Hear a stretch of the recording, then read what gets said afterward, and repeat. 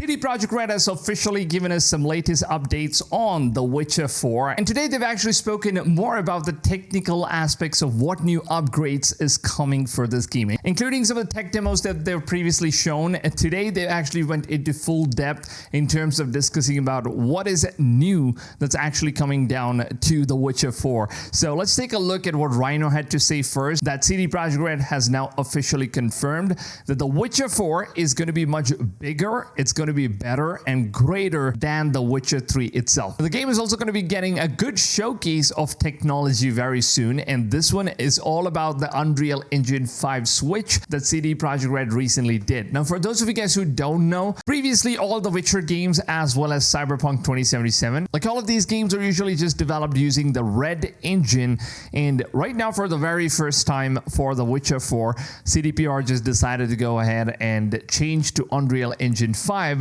whereas The Witcher 4 will now run at Epic's Unreal Engine 5 rather than the CD Projekt Red's own Red Engine, which was used for The Witcher 3 and Cyberpunk 2077. Now, recently CD Projekt Red even gave us like a tech demo for like the Unreal Engine 5 that they're working on, and this is basically how the tech demo looks like.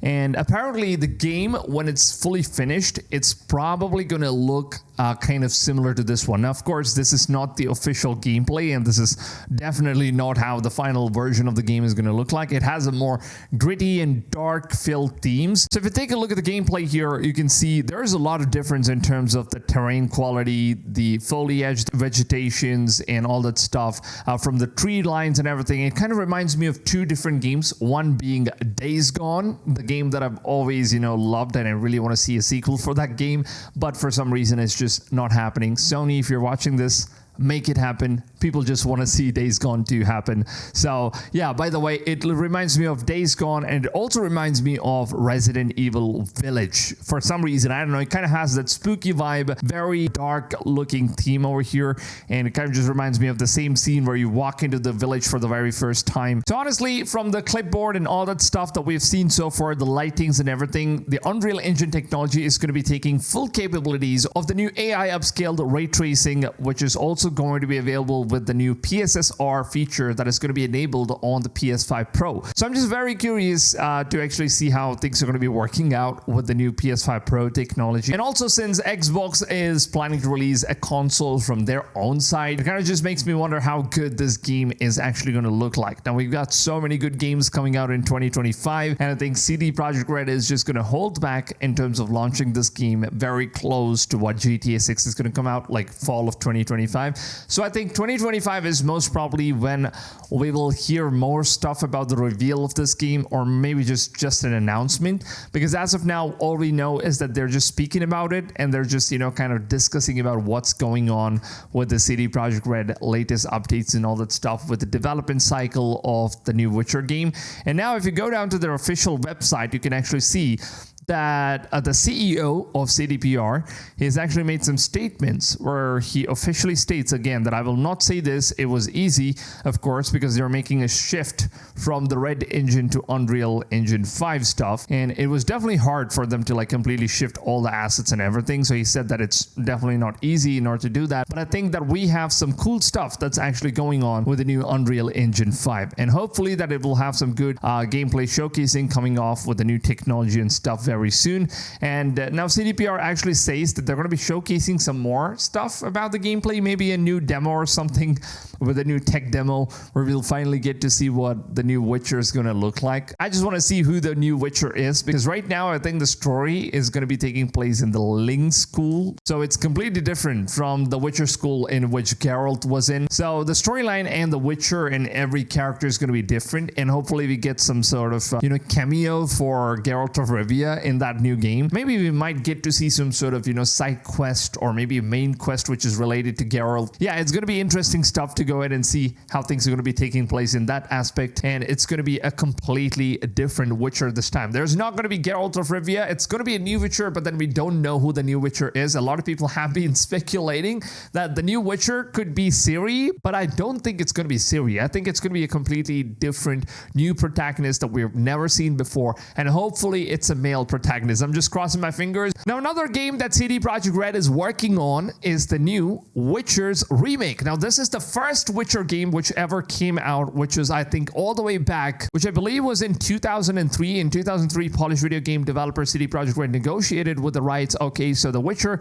role-playing game based on was released on October of 2007. All right, so that's when the game actually came out officially. So the game that released in 2007, it's a pretty darn old game, and a lot of people don't really know what the old Witcher games used to be like. Now, me, for someone, I'm the 90s kids. Of course, I've played all the Witcher games, Witcher 1, 2, and 3. And obviously, some of the new gen or the Gen Z gamers, they don't really know what the Witcher games are like. So before we move on to the Witcher 4, I think fans really need to know the storyline of Geralt of Rivia and how everything began for this guy and how he became a Witcher and all that stuff. So I think that's really crucial in order to tell a story that actually replicates of what Geralt's story is initially about. And now they're officially doing it.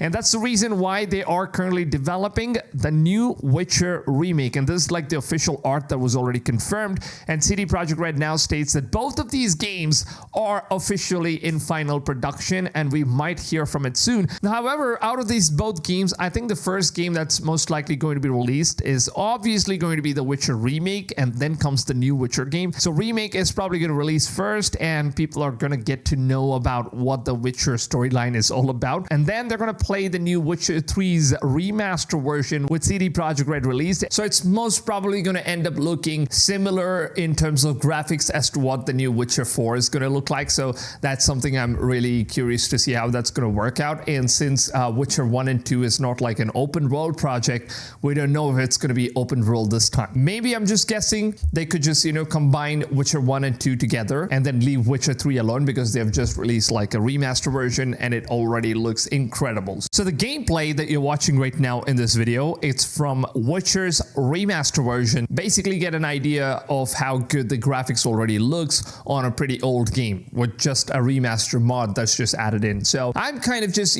hoping and guessing to see how things are going to work out with the new Witcher game. But yeah, it's still a very long time to wait for the new Witcher game. But as of now, it seems as though we are getting another game which is kind of similar to what the Witcher game could end up being. This is called as the Crimson Desert. I don't know how many of you guys know about this game.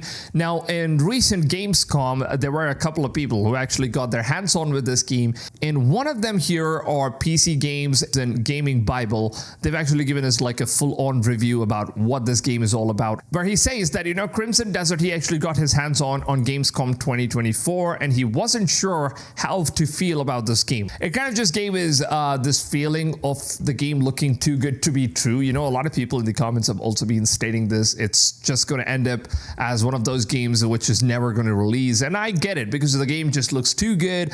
It was the same thing with Black Myth Wukong. A lot of people said that it's looking too good, it's going to get downgraded when it comes out and all that stuff, but it turned out the game was really good on launch. Black Myth Wukong was incredible. So it seems like this game is also taking a pretty similar direction here. It seems like the game is very similar to Elden Ring Shadow of the Earth 3, as well as Black Myth Wukong is what he kind of just, claimed that the game looks like, where he says that the game is very much Souls-like, but at the same time, it's an open world game, which kind of just results as to what Elden Ring games are. But then it also has a very good similarities as to Witcher game because there is a good storyline, whereas in Elden Ring, it's all about, get to one boss, kill that boss, move on to the next one, move on to the next one and next one. This game in particular, it's not like that. It has an actual storyline, an actual open world which you can explore and do a couple of side quests, which is going to feel more fun. It kind of feels like Witcher 3, but at the same time, it's not exactly Witcher 3. It's moreover like a Souls game is what he's saying. Now, looking at all the stuff that he's spoken about, he says that we've been spoiled for choice when it comes to best action games by playing all of these really good games that's out there.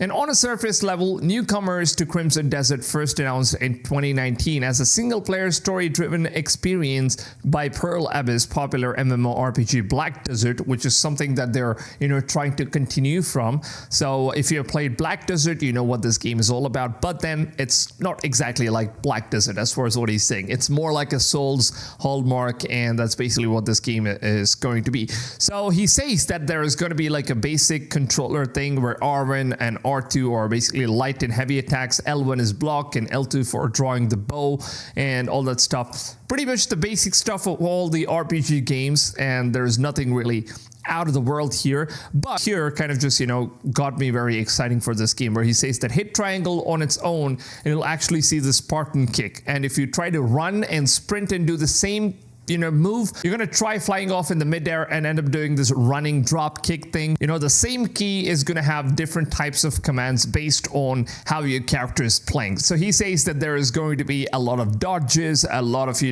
different combat styles, and all the combos that we players need to manually use on our own in order to make the character play as we wish. So that's something, in my opinion, is a very, very huge improvement compared to all the other games like Black Myth Wukong, because in Black Myth Wukong the only thing you could do is pretty much just dodge. The enemies are going to be very predictable, but then they were hard because they had like a very huge health bar, which made the battles really harder.